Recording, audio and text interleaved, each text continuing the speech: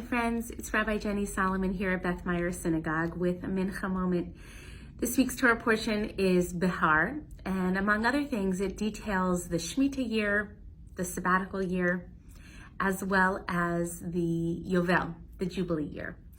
And in both cases, there is an invitation, or more literally, a commandment, to let the land lie fallow, to sort of cancel any debts, to return everything to its original source, which is, of course, the Holy One. We read the words from the Torah, which also appear in our prayer book, Melo chol haaretz kvodo, that the whole earth is filled with God's glory. That is to say that the earth ultimately belongs to the Holy One, to God. And the Torah offers us, at least in terms of the laws of ancient Israel, that when living in the land, there would be these periods every 7 years, after 49 years in the 50th year, to allow everything that had sort of come under new ownership to be released. Released to its original owner, released to lay fallow and to rest, to return to its source.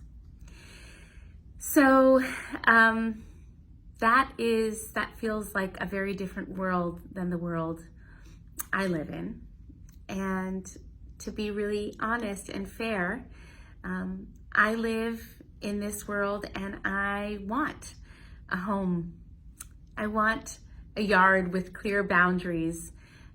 I want to be able to call certain things mine, and I want to feel safe and secure in my place. And I think most of us do. And that's nothing to be ashamed of. After all, Judaism is not an ascetic religion, a religion in which we, disparage ownership.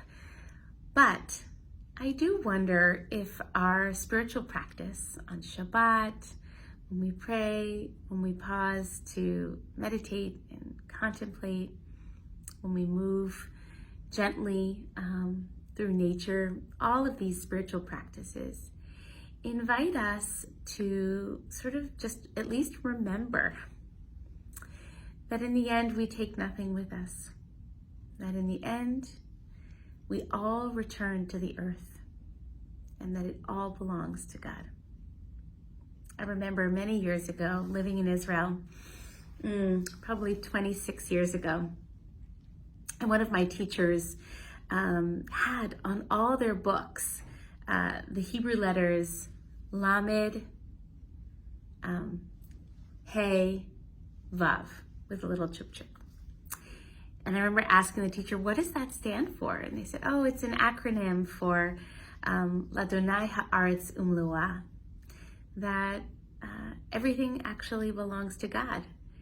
And my teacher had a practice of every time he bought a new book or had a new spiral, these were the days when we wrote notes in notebooks, he would put that on the book, on the spiral. That is to say, every time he looked at an object, when we might have the inclination to say mine, to put my name on it, he had this little acronym that reminds us that at the end, it's all God's. So we live in this world, and I think it's okay to have stuff, and it's okay to have things that we put our name on, so to speak.